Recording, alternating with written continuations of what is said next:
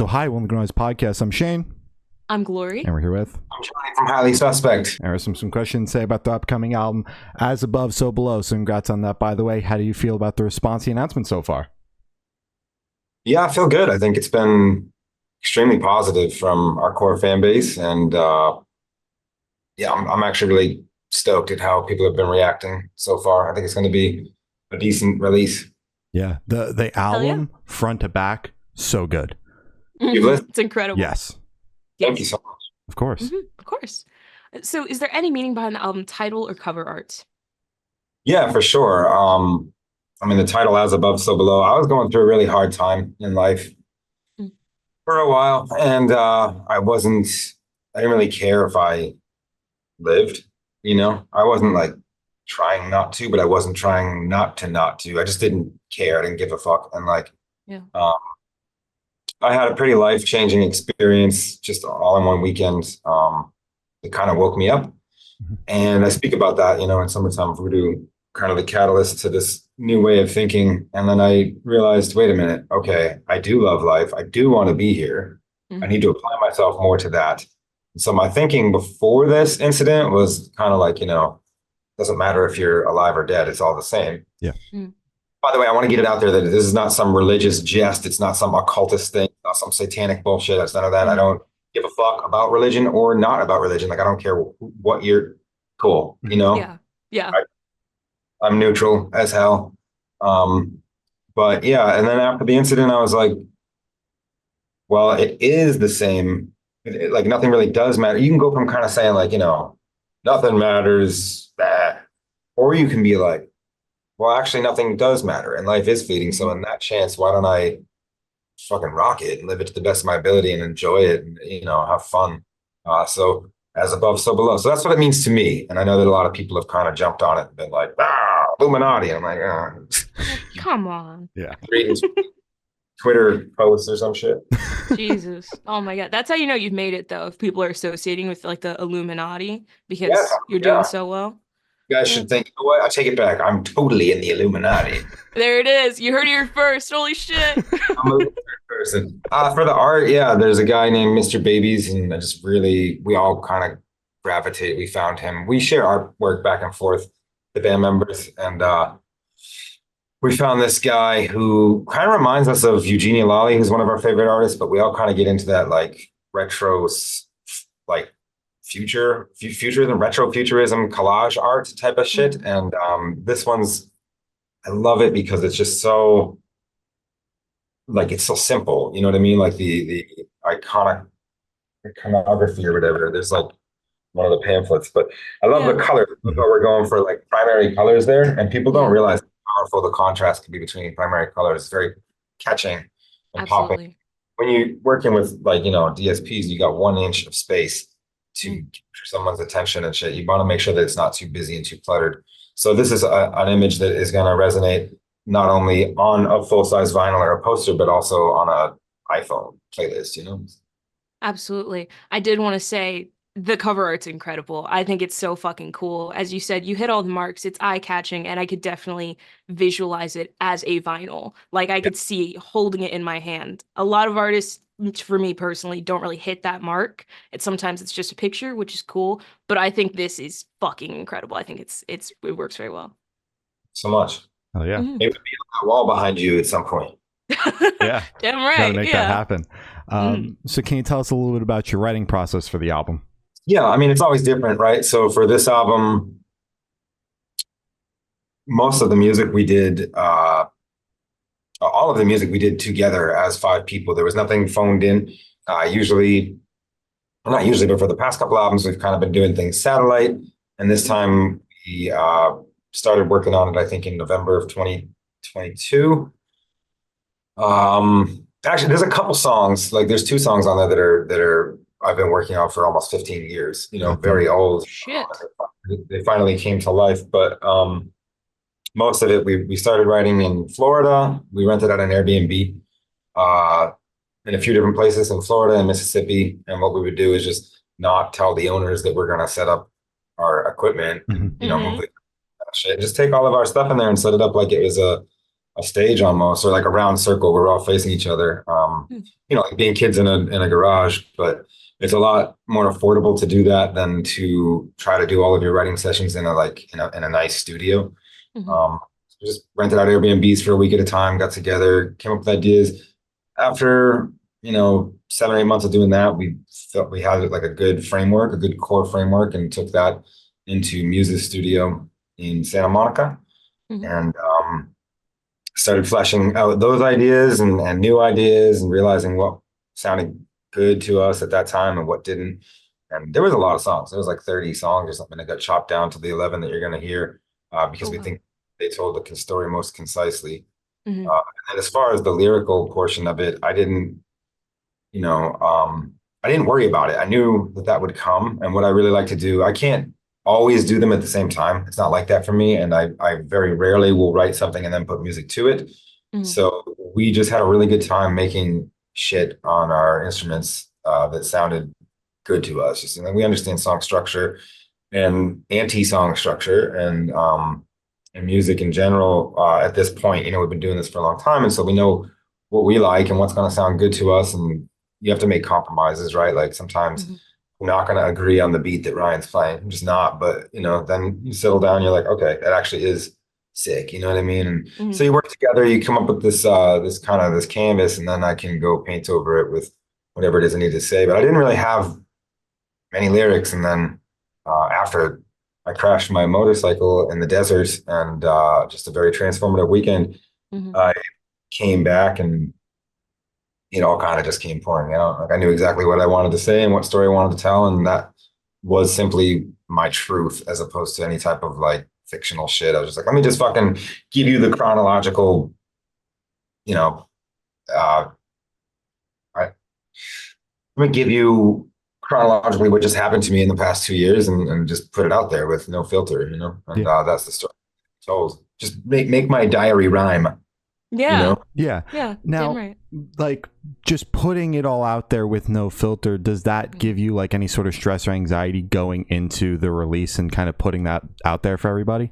Yeah, for sure. I mean, I'm admitting some things like I think that I was a terrible boyfriend in my last relationship. I wasn't prepared to be a boyfriend, and I have to admit that on this album. Like I Mhm. wasn't sensitive as I could have been to a person's needs, and that hurt us both and just kind of put me into my spiral. And then, I speak about my relationship with my father on there, and that's just well, there is none. You know what I mean? Because of some things that happened many years ago, and so that's hard to put out there. So it's weird, like just putting out kind of shit that's really close to you. But at the same time, I don't think about it while I'm writing it. Like it has to come out. Like I don't know what else to write about. You know what I mean? I Yeah. just and any time in the past where I have written about something that wasn't as prolific as what's going on in my almost movie-like fucking life, it doesn't really register with me or with fans. You know what I mean? Yeah. So I don't want to like use the cliche, oh, it's cathartic, oh, it's therapeutic. I think it's necessary Yeah. for me. Absolutely. But yeah, it's definitely um it's not easy, especially then knowing like, I gotta go play these songs for the rest of my career, Mhm. which I gladly do, but it's you gotta put yourself sometimes into that headspace. And it's funny because a lot of our songs are heavy and sad and emotional and have you know, certain weighted feelings to them. And so people kind of like think that I must be this really miserable human. And the reality is that 99% of the time I'm not. It's just I don't write about like, I fucking really enjoyed my dog walk Yeah, I went today. for a walk I today. saw a butterfly today. Like that shit isn't gonna resonate with anybody musically. Yeah. It's not what I can do. So I'm not really like a tragic human. Mhm. Um, all the time. I'm actually pretty well adjusted and pretty balanced and have a good flow going on in life. But Mhm. we write about the traumatic times, and Yeah. yeah, that was pretty much the writing process for this album. We did all the music together, which was great because we hadn't done that in a while. And the Mhm. lyrics, the lyrics were all 48 hours, and they were all done. So Goddamn. What, the entire record 48 hours or each song 48 hours lyric wise? the record, yeah. Holy fuck. Yeah. I mean, you said it all just came out when you needed it to, so. That's fucking wild. So, what was the transition like moving from satellite for the past couple records to now all in person, all in one room? Yeah, I mean, fucking awesome. You know, it's so fun. Like that's the best time you can have playing music. I mean, yeah, being on stage is great, touring is great. I love traveling and shit, but honestly, when you aren't trying to, you don't have to make something sound a certain way because people are used to it. Or you know, you have to gotta play this song because, you know, it did well and people want to hear it. But when you're just like, no one's watching you and you're with people that you really trust and are comfortable with and have been friends with for since high school and it's just it's really magical. And of course, you know, there's definitely days where it sucks, where Hmm. somebody's just doesn't have they're not on the same frequency as you, or you're not on the same frequency as them. So it can be a headache, it can be frustrating, but at the end of the day, you kind of look around and you're like, whoa, this is what we do for a living. And how lucky are we? How blessed are we? If 10-year-old us could see us now, you know, they don't Yeah. nobody sees the fights. So it's like it doesn't matter. What matters at the end of the day is like, are you having a good time doing it? Because if you're not, overall, you know, Mhm. then you shouldn't be doing it. And overall, we have a fucking blast. And we've learned also at this point, like if something's off, walk away. You know, we don't try to Yeah. hammer it out too hard. If something's off, just get away, get out of the environment, switch it up, laugh it off. Tomorrow's gonna feel better, type of thing. You know what I mean? Because you never want this to feel like it's stressful or a job. No. Yeah. If I wanted a stressful job, I'd get one that paid more, you Yeah. know? Get a Like, nine to There you five. go. yeah. Yeah. Yeah. Hmm. So, what song off his album took longest to write, and which one is your personal favorite? Technically, I guess Mexico would be the one that took longest to write because that's the song that we started 15 years ago. It was just a riff that we played when we were a cover band. Just kind of like when we were starting to write songs, we kind of had this blues groove riff Hmm. and we never finished it. We never, but it's just something that we kind of like fucked around with in between songs as our own kind of jam. And then we took it seriously in the studio this year. So that's technically the one that took longest to write, but I think I would say Plastic Boxes was as far as like songs that didn't take 15 years to write that were written on this studio session. That was probably the longest, and I think this is because I don't know if you noticed, but the verse is at 1 BPM, and then the chorus is about 20 BPM Mm. faster.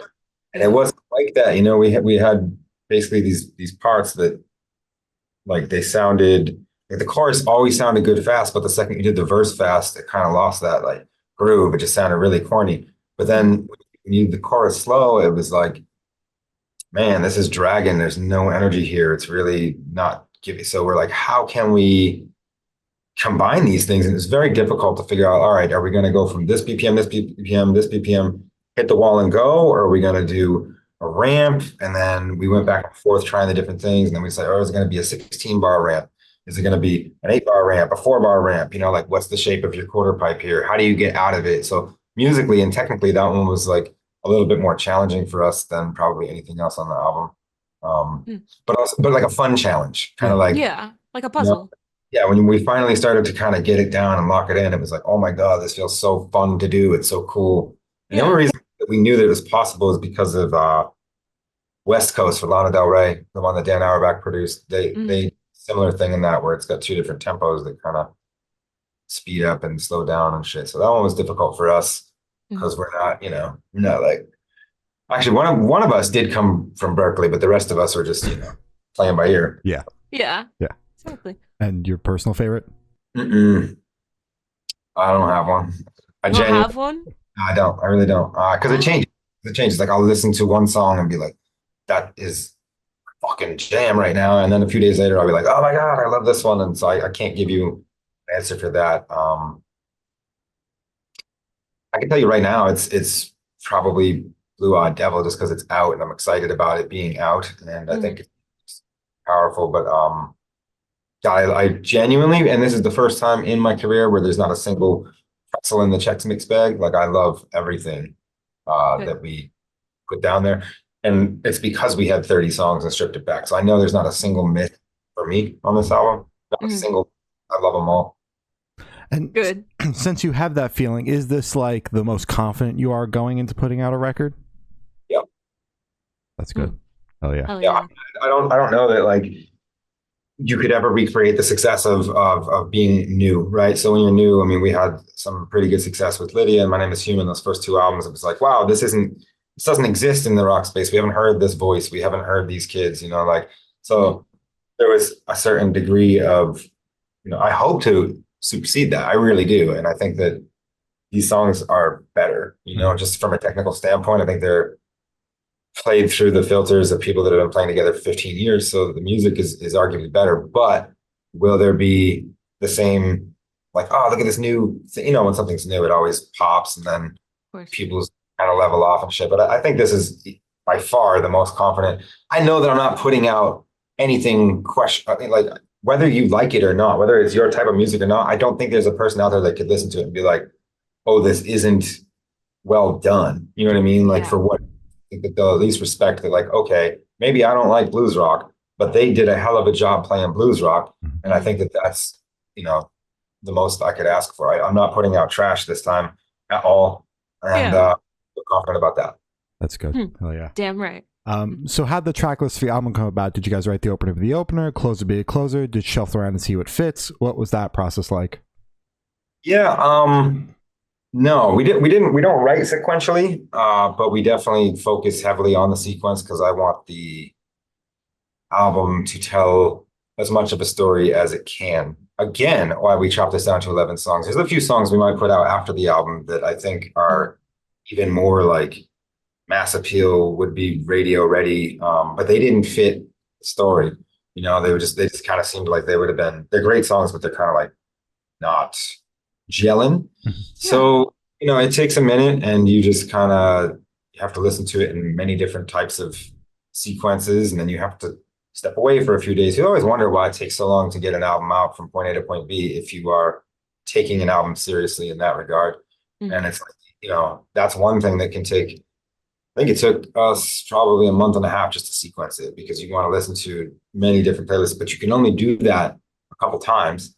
And we have other lives to live throughout the day too. And then it's like, you got to give yourself a rest because you get ear fatigue. And then you got to write down your thoughts on that, reimagine it. So we had a few different versions of it. I might put out a different sequence on a special vinyl at some point because it came so close to, there was two different versions of the sequence that I thought told the story effectively. But at the same time, you want to balance, like, okay, what's the sonic journey? You can't just put all the fast ones in one spot and all the slow ones. You got to like have this journey, this roller coaster going so that the album can breathe and it can pulse, while at the same time kind of having a beginning and a middle and an end. So it was very important to us, and I think we landed on the right one. Yeah. I respect a band that still puts thought into the track list because, we're living in a single world. So like the track list is shuffle it around and then they all okay it. But you guys spent like a month and a half just on the track list, and I can respect that. Thank you. Hell yeah. So would you be able to tell us where your headspace is at while you're creating this record? I know you went into it a little bit in the beginning. If you want, you could go a bit more in depth. No worries if not. Yeah, I went into this like I was living recklessly. I wasn't taking care of myself. I had gained 65 pounds in a short amount of time. I've lost 35 of that now. I still got 30 more to go. But Congrats. Thank you. I went into the album just kind of like a fucking mess, drinking a lot and just, whatever. And I think partway through the album itself really helped me. I was like, oh, look at this opportunity. I'm in fucking Muse's studio. Are you kidding me? Like, what is this? We get another shot at this. And then, I wound up falling in love and I wound up having a near-death experience. So many things happened actually during the recording of the album.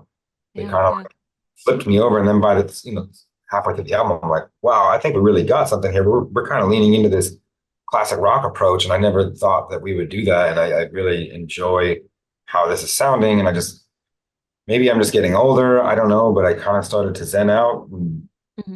For whatever reason, I, started giving a thought again. And now I'm in a better headspace than I've been in years. Like, genuinely, I'm just so at peace. My fucking motorcycle got stolen 2 days ago, just absolutely stolen from my garage. Yeah, crazy. And I just laughed. I was like, okay, like, what am I? So I probably would have been like fuming about that for days. Yeah. And it's just a thing. It's just a goddamn thing that can be replied. Like I don't know, everybody's safe, everybody's fine, so like whatever. I'm not Yeah. in this kind of space right now. I don't know that it'll last forever. I think life is a series of ups and downs, but I seem to be just at peace right now, which is great. That's good. I'm Happy to so hear that. fucking happy to hear that. Yeah, and hope you get your motorcycle back. Yeah.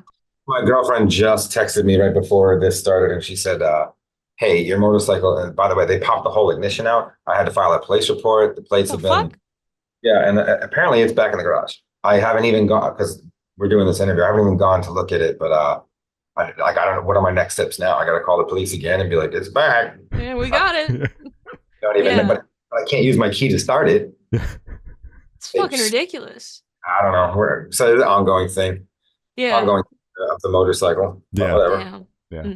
Crazy saga. So this question should be super, super quick. Off the top of your head, I want you to describe this album for new listeners in 3 words, no more, no less. And you guys are asking me to like boil down something that's taken 2 years of my life and means so much to me and kind of put it into 3 words. It's a difficult thing to ask an artist to do, I think. Yeah. Pre-order now. Yeah. Okay. Yeah. Damn right. We'll take it. Cheat code, but we'll take it. Yeah, right. Best rock album. I don't know. Yeah. There you go. Hell yeah. Hell yeah. So, are you able to touch on any particularly challenging or standout moments during the creation of this album, positive or negative? Yeah, I think the most challenging thing again is just is making sure that everybody's on the same vibrational frequency. So we would work for 12 hours a day, 7 days a week in the studio all summer, just being vampires. And it's funny, you're in the middle of Santa Monica and you're not seeing the sunshine because you're in there when the sun comes up, and by the time you get out, the sun has long since vanished. So you have to tan under the moon. That's a lyric in one of the fucking songs. But it's like, I think it's challenging because you can't play music for 12 hours straight.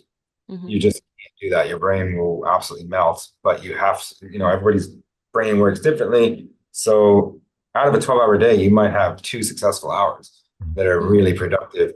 So the challenging thing is just like, there's a lot of hurry up and wait. There's a lot of sitting around. There's a lot of naps. There's a lot of times where, somebody has to do this or you have to do that. And it's just kind of like slower than I'd want it to be. That's the one thing that I love when I'm writing by myself. And this is no disrespect. I'm not saying anything negative about the band. Like everybody's fucking chugging ass. It's great. But when you write by yourself, you don't have to worry. Like if I got the energy to sit down for 3-4 hours and bang something out, amazing. And if I don't, that's fine. But sometimes when you have the energy to really sit down and work on something and the other guys don't, or they've got the energy to work on something and I don't, then it's like, you know what I mean? It can kill the vibe for a day. So that was challenging. And I guess the other challenging thing, and this would be more of a positive challenge, is just allowing, and if you guys have listened to the album, you can probably hear it, but kind of allowing room for error and like not having it be so perfectly polished, but instead being like, all right, let's practice the song a bunch and then lay it down. Most of what you're hearing is just one take. There's a few overdubs in certain spots. For the most part, this is like nothing. There will be no tracks when we play this live. This is all 5 people playing in real time together with the microphone set up just so. And so it's challenging to live with, to just be like, okay, this is good. And yeah, that note does go a little sharp there. And yeah, that snare did come in a little bit early. And like, it's not perfect, but this is closer to what we are. And I think therefore it's going to give the listener a sense of like, oh, I could do this. It's a little bit more relatable than when you have things that are just so quantized and mechanical and polished and perfect. And it sells well. It becomes grocery store music and shit, but I'm not in the business to like be false. But it is tough because you want to just continuously improve. You want to continuously make it. You have to know when to just be like, it's good enough. We don't need to do anything else to it. I think Lyric Cohen once said to me, he says, don't put eyebrows on the Mona Lisa. And I thought that stuck with me pretty hard. Like at some point you just gotta let it go. Let it go. Yeah. Exactly. And that's difficult, but it's a good difficult. Yeah. Oh, did you guys track the record live? Like instrumentally? Oh wow. Yeah. Wow. That is a huge jump from satellite to all right, everyone, 3, 2, 1, go. That's fucking wild. Yeah, well, we grew up doing it. We are a band. We do have the 10,000 hours in bar rooms playing cover songs. We are all now almost 40 years old at this point. So we are not new to this. I think there's a lot of kids, and no disrespect to them right now, but like the popular thing is to just become famous and just become Mm-hmm. popular, become good at like this one thing, and you kind of lose sight of what it means to be a band. You know what I mean? It's like there's so many people that are just trying to make a track that sounds good. And it's like, nah, you got to make a track that feels good with your band. It has to be fun. And so we've played together for so long that we can do that, and we didn't do it on the last two albums because we also wanted to jump on the, oh, everybody's shit sounds better than us. And we kind of lost sight of, like, admittedly, lost sight of what it was that made us stand out. And that is the fact that we can get into that room and do this thing. And yeah, it's fucking hard. And it's going to take, there might be 40 takes of one song before it really starts to click. Or some songs, there's a couple songs on this album, I shit you not, one take, one done. You know what I mean? Wow. Yeah. So it just depends, but I think the songs that have stood the test of time, when you think about, at least in rock and roll, have always been born of live tracking. Mm-hmm. Yeah. Gotcha. Oh yeah. So it was that reflection of, I think we've lost sight of what it means to be a band that pushed you guys to record the tracks live. Yeah. Wow. Yeah. So everyone was on the same page with that of just like, yeah, I'm not really feeling it anymore. Yeah. And so it's interesting because when I made a tweet and Loudwire went crazy and was like, Johnny Stevens hates his fucking album. And it's like, Christ. and they put like the fattest picture of me they could possibly fucking find. It was such clickbait. I'm like, what are you doing? What the fuck? Yeah. Anyway, thanks, Loudwire. Thanks so much. But basically, like, I think that we really wanted to sound perfect, and it was just like, it's not that I don't like the album. I think there's good songs on the last album. I really like MCID. I love that album, but the last album, Midnight Demon Club, it's not that I don't like it. It's just that I'm not feeling that right now. I didn't want to do that again. Like, we did it. I think it's great. I think there's a lot of songs that people love. Some songs in there that I love. I appreciate what it is and what it was. And when I was making it, felt that. But guys, in a year or two from now, I might look back on this album and be like, it fucking sucks. You know what I mean? And I think the second that you're like really content with your art, then you've lost sight of the goal.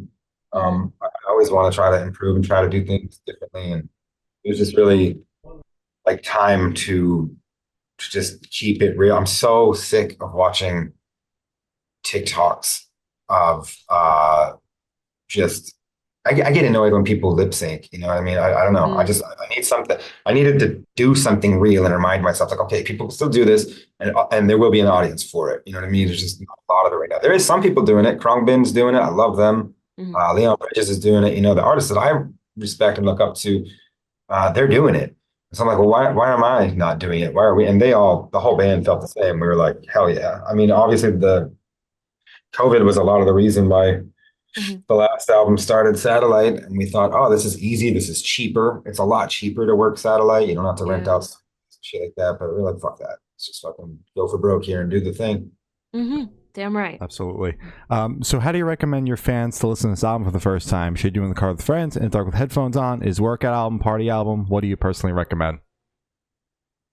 Yeah, so for me, I would, with any album, with an artist I care about, I'll get decent overhead earphones, not earbuds, and I'll put that shit on and I will close my eyes and I will pay attention to it from the very first song to the very last song. And then after I've done that once, I'll decide how I'm going to listen to it after that. So I always think that that's the best way to listen to any album. But at the same time, I'm not going to sit here and tell people how to listen to my music. That's up to them. Just like listen to it with an open mind and try not to compare it and criticize. I mean, criticize is sure, but like, just listen to it for what it is, for art. Like, if you go to a movie and you're like in a certain mood and you're gonna look at it and be like, oh, that's never happened in real, or that scene. It's like, don't pick it apart to the point where it's unenjoyable. It is for your entertainment. If you are a lover of albums, then this is going to be one that you're going to want to go A to B, front to back. If you are short on time, then skim through and see what the first 30 seconds feels good and use it to run to, or I don't know. Can't tell people how to like gourmandize their own purchase. Yeah, that's fair enough. Fair. So for this question, I want you to picture you're on tour. You're at a gas station for a rest stop. You're going in. What is your snack of choice? Yeah, I just like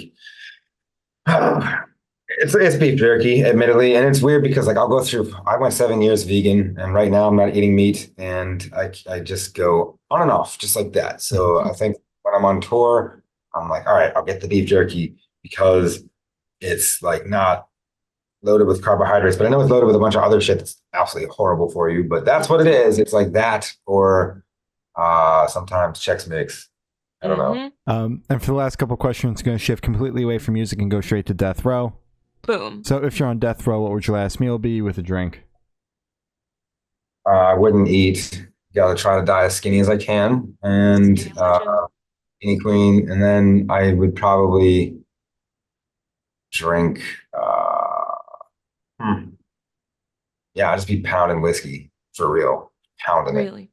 Just whiskey. That's fucking wild. All That would right. be the best meal, just pounding as much whiskey as I could, just so I could be fucking out of my tree and not have to think about what is about to happen. Like that would suck. Yeah. That's a crazy question. Yeah. Yeah. Yeah, sure. And if you could live in one fictional world for a week, where would you live? Narnia. Oh, hell yeah. But where? You know,